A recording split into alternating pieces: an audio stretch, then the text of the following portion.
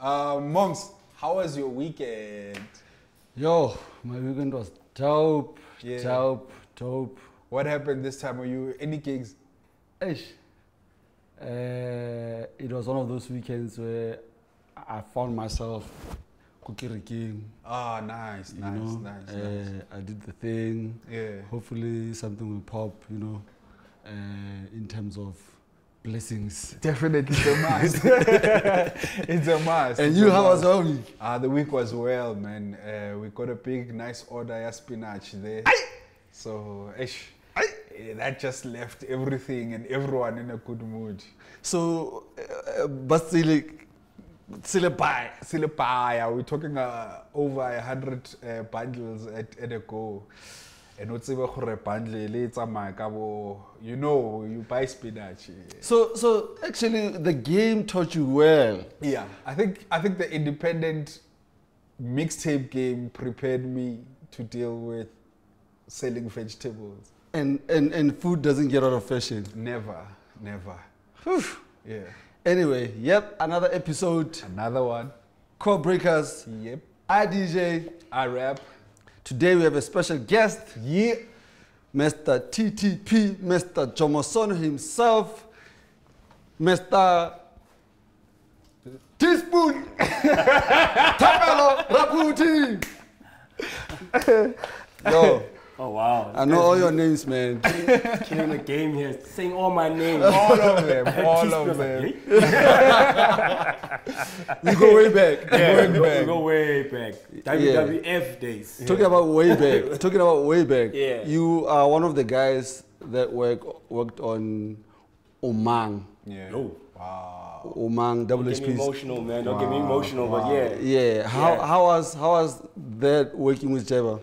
It was crazy. Jabba walked in to our offices, with Vosilu and like, yo, want to work with you guys. So at that time, we were with Lockdown Culture, That was the guys that looked after us, It's a small company called 5 Cents Productions. So at that time, we thought they're coming for Lockdown Culture. Like, no, I want to work with you guys, So we did the whole cover, we did the whole marketing, the whole rollout, everything. Like, it was amazing. It was an amazing experience because we've never done that before, and Omang blew up. Omang Reloaded blew up also. So it was such a blessing working with Jabba because he taught us so much. He got me to see so many things also for me to learn about myself. Sometimes you underestimate what you can do. So we used to sit at CCP. I remember the story, and went to pitch to the directors there, and I was sitting there, and you are these young guys in a huge boardroom. And he gave us the confidence to talk and be yourself, Yeah. The whole album was called Omang. And actually that happened. You were able to be yourself and present and not be scared of whoever's in front of you, and respect that. That's amazing. That's so cool, man. Yeah. Very emotional, but very amazing. And shortly you went to 5 to do a hip-hop show, Wow. which was very controversial. How so? Because you promised the Nopkiri. Oh yeah. It was weird. Like, I didn't get promised Nopkiris because I'm from the hood. I'm from DK, Okay, let me give you a backstory. Okay. Because I'm lost here. I see you. Yeah, I'm like, yo. So I don't know what happened. Let me break down the story. Okay. So many things happened and no one knew actually what was going on. That was when social media started popping off. Yeah. So I used to produce Kamsa show called The Essence on 5FM. Yeah. My main focus there was just local. Yeah. So I was trying to bring new people. Break through. New hot happening people. Obviously, I worked with Domes also from our hood, and he was like, yo, I have this new song of 985. We used to play 985 all the time. Then we used to have conception shows. Yeah. So our conception show was, this is funny. Name any person or any artist that you think are one-hit wonders. Yeah. Right? So we're reading the SMSs and all that. And then one name came up, which was 985. Yeah. Right? And it came up quite a bit.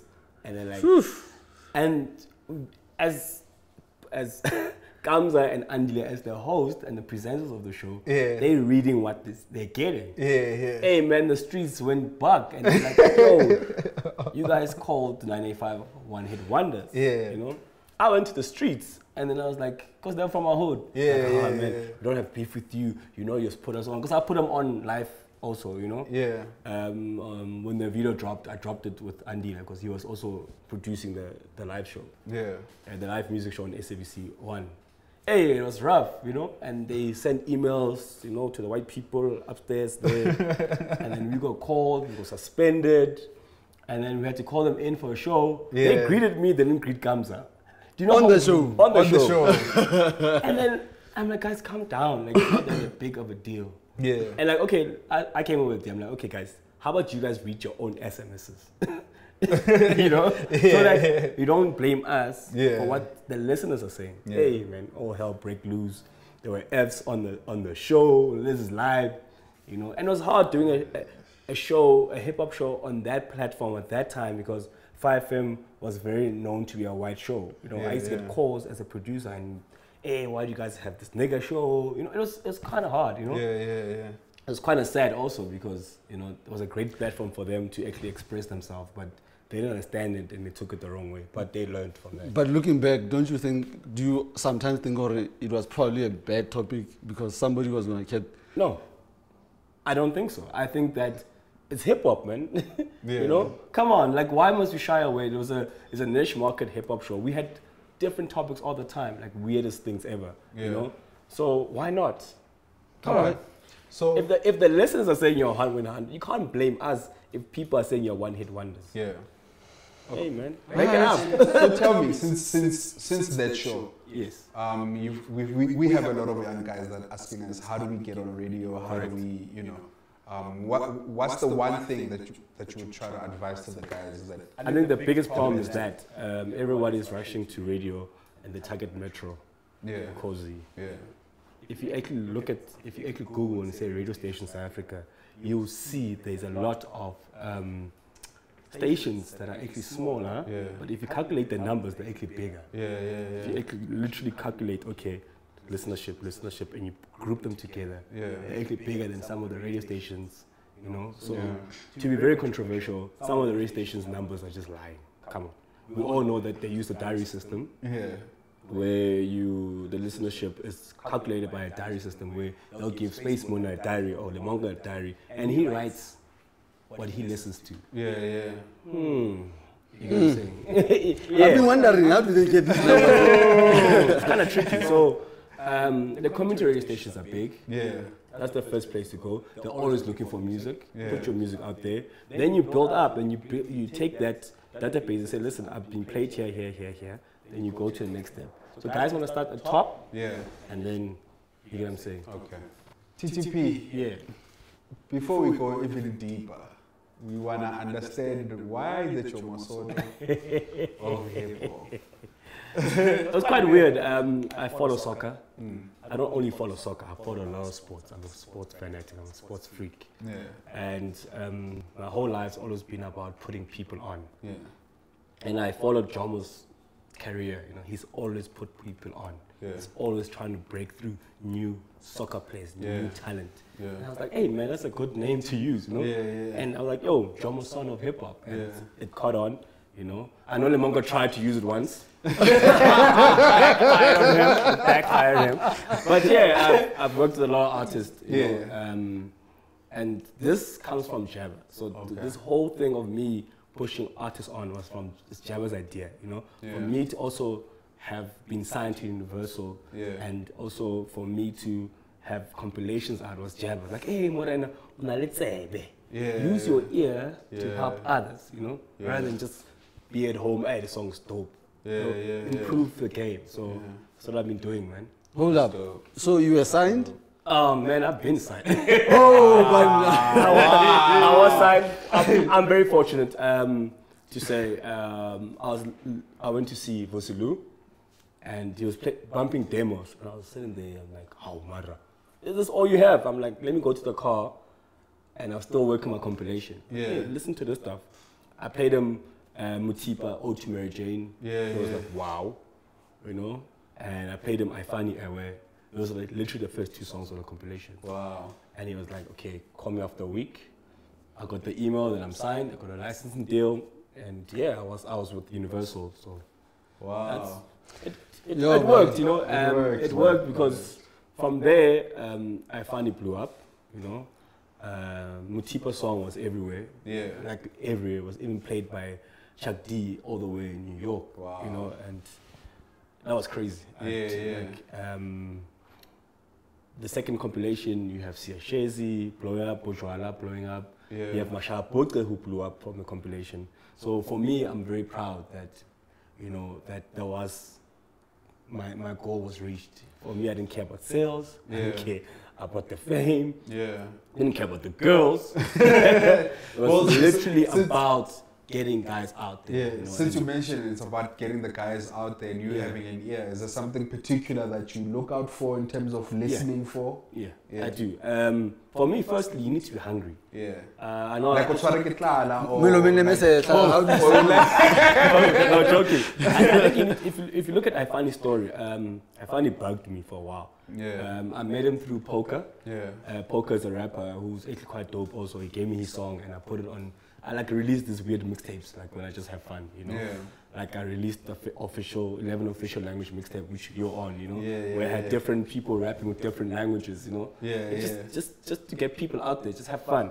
Yeah. And I met him through Poker, and Poker's like, listen to this guy, and I listened to some of his tracks, but yeah, I could see the hunger, but I could see that he lacked a bit of something. Yeah. And he told me his story.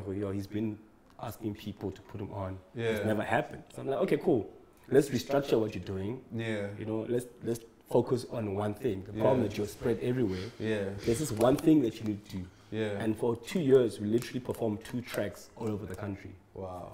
For free. Literally for 2 years. Yeah. I was just like going to a promoter. I'm like, yo, let this guy perform 2 tracks. Yeah. And that's another big problem with upcoming artists.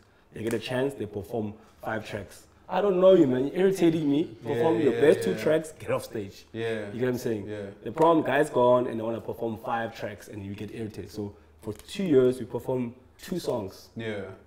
The rest is history, you know. I find it did extremely well.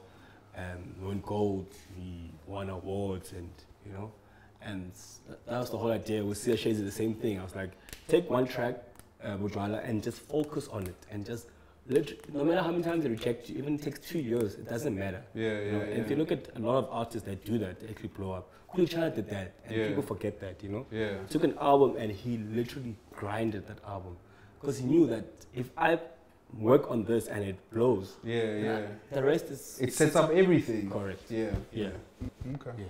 So alright, cool, man. So I hear now you're doing a mixtape with Mizzy. How did that come about? Oh man. So Mizzy's, I've always worked with Mizzy. Very underrated producer, by the way. Award-winning producer. I like saying that about him. He produced Tear Gas Go Away. Oh wow. Okay. So I worked with Mizzy at Hype. So yeah, you know, we've worked with a lot of on TV shows. You know, done magazine. We've done radio together. So it's like it just made sense. So he gave me like 2 CDs full of beats. I listened. I'm like, hey man, we're gonna mixtape challenge, which is the Back to City mixtape challenge. Let's put cats on. Your beats are very, very dramatic, very specific. They're very storytelling beats. I'll get the right. I'll do the A&R. And the rest is history, man. Pause. What happens if you win? Hey man, what you mean? No, you can't be entering. Yo, you can't be. I've already won. The fact I'm Thanos in this game, I've already won. It takes a whole army to beat Thanos. Yo, I've won, man. Don't have to worry. I have to ask how, if I win. I've won already. TTP, you had a stint. I don't know if it's a stint or some time. Where you worked at Hype. As far as publication, what can you tell us as it was tricky. Publications are very tricky. Now it's even worse because the sales have gone down. I was mostly the sales guy, so I used to get advertising so that generate money for the magazine. But a lot of people don't know that I used to also write. So I wrote and I used to use those teaspoon names, you know. Those backdoor names. Those backdoor names. This guy used to review our albums and kill us. Yo, but I was brutal. Brutally honest. I didn't mince a word. I remember I reviewed Mark's album and he was in my face and it's like, but I'm like, did I tell the truth? Nah. It's like, you did, but why? You my bro. I'm like, doesn't matter. I have to tell the people the truth. But publications are very tricky because you have to balance the act of commercialism with up-and-coming artists. So we saw a pattern and hype that every time we put an international act on, sales will boom. Every time we put a local act, you know, sales were not that bad, but they were not as good as international. So we always had to play around and trying to balance so that you know the international act and the local, when you meet it you know it pays the bills because at the end of the day the magazine had to float. So that's why you guys had a double cover. That's why we came up with the double cover idea. So we did a lot of things. We used to go around, activate, and try and help other kids. And so it was nice. I enjoyed it, you know. And especially the writing part, because most people didn't know it was me writing. The reviews, the stories, didn't know it was me. So it was fun, you know. It's fun because you get people's reaction, like, "Hey, that's an interesting story." I'm like, "Okay." It got to where I wanted to go. All right, cool. So right now, let's talk back to the city. What's your role there? I'm the most hated. I feel like you enjoy being hated. I don't. I just enjoy doing my work. I'm very passionate. Sometimes people think I'm over passionate, but there's no such thing. You know, I'm very passionate. I like things being done. TTP. Why do you cut people off when they perform? Because you said you perform for 10 minutes, perform for 10 minutes. It's a festival. There's literally 80 artists there. It's only fair that you give other kids a chance, you know? So I will cut you.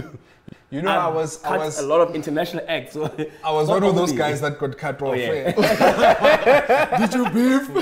No, I didn't beef. I understood. Yeah, peaceful guy. With a suit on. No, I understood. I've put together a tour, so I understand timing. Timing is very important. I think Back to City is one of those, and I understand where the artist is coming from. You have an audience dedicated to what you do. You know, it's not like you're in a club where some people are there and they're like, we like him, but I'm here to pop verve. You know, where you're at a different festival where they have Babes or Doomon before you. You know what I'm saying? This is dedicated strictly for hip hop. Everything about Back to City is about hip hop. From start to finish. You have graffiti, you have fashion as hip hop, you have basketball, you have dance, everything about Back to City is all dedicated to what you love. So when you're on that stage, you're like, I have, this thing happens once a year, I have to kill it. I remember when we had a huge altercation with Casper, you know, I had to cut it, you know. I had to cut his mic. I had to cut his mic because he couldn't believe it. He's like, I'm Casper. How did you cut me? How did you cut me? I'm like, and then, you know, obviously emotions were high and everything. Then the next day I called him, like, hey, Morena, what's up?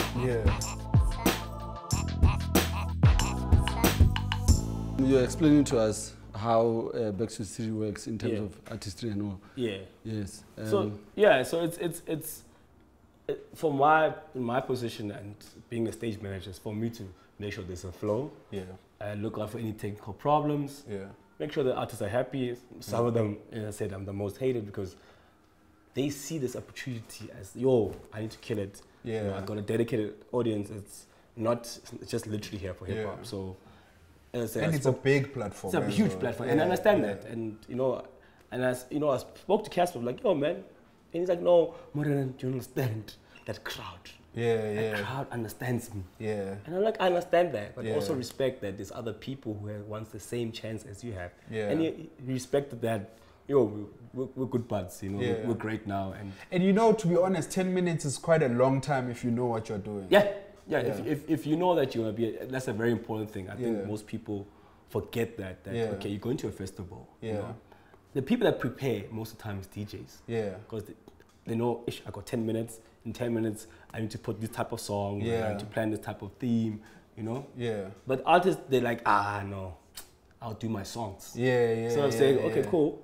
I can do a verse, a chorus, a verse, and a chorus, and a verse. And then it just flows. And not, you know, like Casper does that now. He's realized that the quicker and shorter the impact I have, when I leave there, no one's gonna forget me. You know, but if you and you leave them wanting more as well. If you sit there and you dry and you do songs, and you do another song, and then 1, 2, 3 tapanos like cut. And then you're looking and you're swearing at me, it defeats the point. You're taking away from your performance, and you know. So if you prepared in and out, we're all nice. Audience is happy, I'm happy, you're happy, boom. So look, man, we're hearing very depressing news for the hip hop community. Okay. Back to the City is coming to an end. He's really upset, man. It's this is tough. Like this is very, very tough. Are these rumors true? No, it's not rumors. It's a fact. I think it's time for us to move on to a new step. You know? When we end Back to the City, it's going to be 15 years of Back to the City. You know, I think we've done enough for the industry. I think it's time for us to shift to a new space and let the young ones come up with something else. Come up with something new, and we focus on other things. You know, as you know, we are focusing on the museum, the Hip Hop Association. So those things are important because they're gonna last for a lifetime. You know, the kids will be walking in there knowing, oh, there's SpaceMunna. Put your spacesuit there, you know. Oh, you really had a spacesuit, you know. You know what I'm saying? You understand the history behind, like it's on a different level. So it's sad, but something has to happen. I mean, monks, I think we need to put together a petition to stop these guys. Wow, that's crazy. I mean, 15 years, it's not even a teenager. It's not even a teenager, It's a long time. I think in festival world, it's a very long time. So when you do the museum, how do I get on? How do you charge for somebody to get on the museum? There has to be a community. So you have a committee that's well. Firstly, there's a researcher, right? And you have a committee that will decide, you know, how everything should run, who should be on, you know. And then you have a curator who's gonna curate the whole thing. So it's literally that old school history thing. You know? Take it from where it started and bring it forward. So but it's something that's still in the works. It's not. It hasn't been finalized. It's finalized. The museum actually exists. It's at Museum Africa. So we're getting there. We will announce when people can walk in there. But it's there. There is actually a museum. So like is it a space it's a or space, a floor? It's a whole space where dedicated to hip hop. Nice. Obviously now we have to collect and double check. Hey, you know, hip hop guys like lying. God, people. It's have to always double check the history so that it's authentic. Make sure that the next generation can actually understand what we did because. Hey man. Yo man, how does a museum make money though? Because it's free to get in, right? It's mostly sponsored. It's run. I'm sorry. It's a good question. It's a good question. It's the same like a political party, so he gets people to sponsor. And you know, Oz has taken a lot of his own money to run. To keep it going right now, so we don't run the risk of maybe another rapper who sold more perhaps will donate more and will get a bigger space. Well, it's not about that. You know? It's not about that. So that space is about everybody to share and say their piece of history. If you made history, there's a piece of history that you can. So I don't think people should use their egos, you know, and they should understand that. You're covering everybody. That's a space that's gonna be growing. Because history doesn't stop. And if you wanna donate, come donate. You know, let's make this a reality and make it happen. Because in America, they have those dope museums. You know. And if you're not documenting this, somebody else will tell your story. We don't want that. You don't want a house cat telling a hip hop story because he'll put it in a houseware. You know, we want hip hop guys telling hip hop stories. Okay, before we wrap up, TTP. I've seen you help a lot of artists get endorsements. Correct. Endorsement deals and Pro Kid, Jaiba, you correct me if I'm wrong. You're correct. A lot of artists, you know. So if I'm trying to get an endorsement out there, what should I do? Okay, I helped like Jaiba. I remember we did Mecca, you know, and a few things, you know. Because we saw the space, there was no one in the space, and we got into it. I think the biggest problem in hip hop is that everyone wants to be cool. You know, everyone wants to be popping vodkas, verves. You're not on the Casper's level. If you're not on the Questa's level, if you're not on AK's level, don't go for deals that you know you're not gonna get. Yo man, go for pop if you go for pop. You know, if you go for white Ibiza and do a tour with Ibiza, there's nothing wrong with that. But we're afraid to do that because it looks uncool. So go for things that make sense, and you know. A great example is Big Zulu. you know, Brentwood, you know, it's not associated a lot with hip hop. But it makes sense for him. You know, and his market. So look at yourself, look at the market, and say, okay, where can I break through? What makes sense for me? You know? And that always works. You know? Stop trying to be cool, popping bottles. Not everybody. Why as a brand? Think about it this way. Why will I be as a marketing manager want to endorse something that's not going to bring back return of investment? You know, if you don't have the numbers, don't go for those. Go for what you think can make the numbers for you. It fits you. I still can't believe there's no artist, hip hop artist, South Africa's done a tour. A taxi tour. Okay. No, I knew you were gonna. Okay. Hold on. Imagine doing a taxi rank tour. You know, and say, okay, let me get what, you know, White Star, Super Mazemo, or Knox or something. You know, my raps give me flavors. You can steal that if you want to. And I have that one. You know, go to and say, yo, my raps give people flavors. So put the flavor in. Whatever, like come up with something that's gonna make sense. And you go to, I've seen those whack-ass Kwaito guys doing those tours and all that. Why can't they? I've never seen a hip-hop guy do that. Why? Now, I think we need more guys like you. I think to guide us. To guide us, because I think everybody is trying to be a rapper, and I think that's one of the reasons why I wanted to do the show, to show that even the guys behind the scenes help the culture in so many different ways. You don't necessarily have to stand in front of. I think it's something I remember I posted up and I got attacked a lot on Facebook, and I said there's too many rappers. You know? And a lot of whack rappers, let's be honest, and not enough people in the background. I feel like I've killed enough of a few. I've done my share.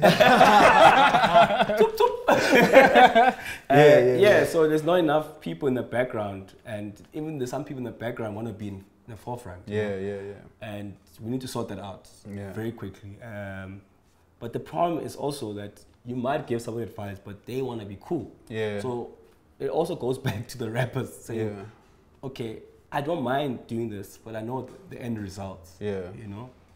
So we need to sort that out. I think hip hop is obviously a flashy right now, very cool. You know? You got the girls, you got the vodkas, you got the verbs, you got the champagne. But if you're not in that space, go a different route. There's TV also. Look, you know, Ginger is doing quite well now with his Netbank.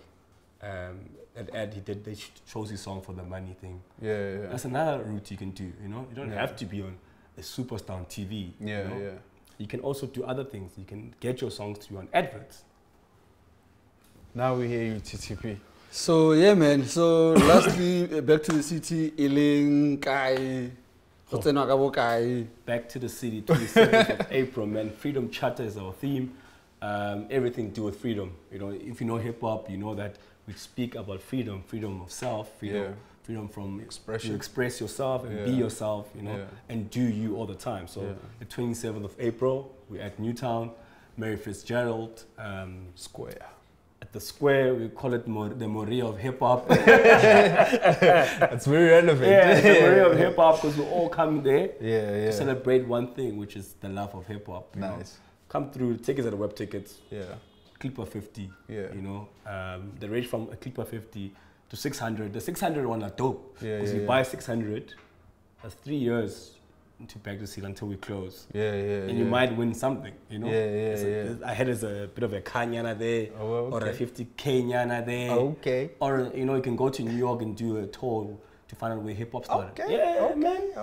You can't just leave without. That's true. You can't just leave and not get back. You know what I'm saying? So man. I saw the lineup. That'll be dope. Three artists in Yana failed. For the show. For the guys, exclusive. All I want to say, the international artists are dope. You know, I know, it's not the new age. It's not the new age artist. It's all about, what's the point of bringing a new age artist that's going to take space for the new age artists in South Africa? You know, to bring it back so you can learn and see, hey, this is where it comes from. So the international acts are going to be dope. So the clue there was Wu-Tang Clan. I almost gave it away. I can remember somebody stole my CD of those guys. That guy. Okay. Yeah. That's the TheCoreBreakers for today. TTP, perhaps you wanna link them up to your socials? Yeah, man. Simple, man. Yeah. Goes back to branding. Yeah. Type in a TTP everywhere, you know? Yeah. I see guys with different things for Instagram, Facebook. Underscore. No. Type in a TTP, you find me everywhere. That's it. Yeah. That's my socials, man. Yo, Lemonka. No doubt. That's the TheCoreBreakers. I'm SpaceMunna. I still rap. I still DJ. Yeah. I'm still drama. And we out.